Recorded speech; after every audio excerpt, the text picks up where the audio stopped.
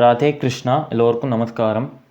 இதுவரை நாம் இந்த கீதா தீபம்ங்கிற தொடரில் சீரீஸில் ஒரு சின்ன அறிமுகத்தை, ஒரு இன்ட்ரோடக்ஷனை பார்த்தோம். மற்றும் பகவத்கீதையின் 9 தியான ஸ்லோகங்களை விளக்கத்துடன் பார்த்தோம். இந்த வீடியோவிலிருந்து பகவத்கீதையின் மகிமைகளை விளக்கி சொல்லும் கீதா மகாத்மிய ஸ்தோத்திரத்தின் 7 ஸ்லோகங்களை தெளிவான விளக்கத்துடன் பார்ப்போம். இந்த கீதா மகாத்மிய ஸ்தோத்திரத்தில் பகவத்கீதையை படிப்பதினால் ஏற்படும் நன்மைகளை பற்றி ஸ்ரீ ஆதி சங்கராச்சாரியார் கூறுகிறார். இப்போ இந்த வீடியோவில் கீதா மகாத்மிய ஸ்தோத்திரத்தின் முதல் ஸ்லோகத்தை விளக்கத்துடன் பார்ப்போம்.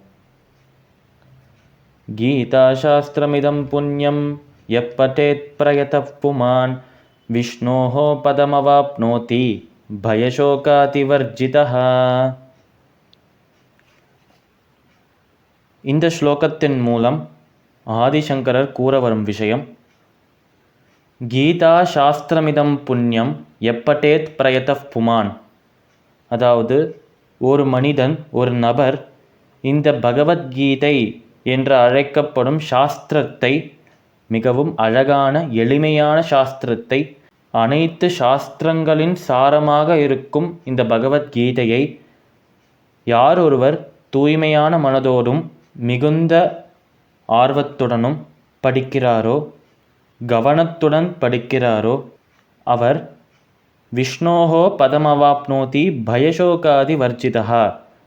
பயம், சோகம் போன்ற உணர்வுகள் எதுவுமே இல்லாத வைகுண்டத்தை, விஷ்ணோஹோ பதமவாப்னோதி, விஷ்ணுவின் வசிப்பிடமான வைகுண்டத்தை சென்றடைவார்கள் என்று ஆதிசங்கராச்சாரியார் கூறுகிறார்.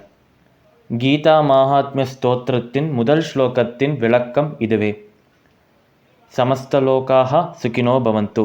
சர்வம் ஸ்ரீ கிருஷ்ணார்பணமஸ்து.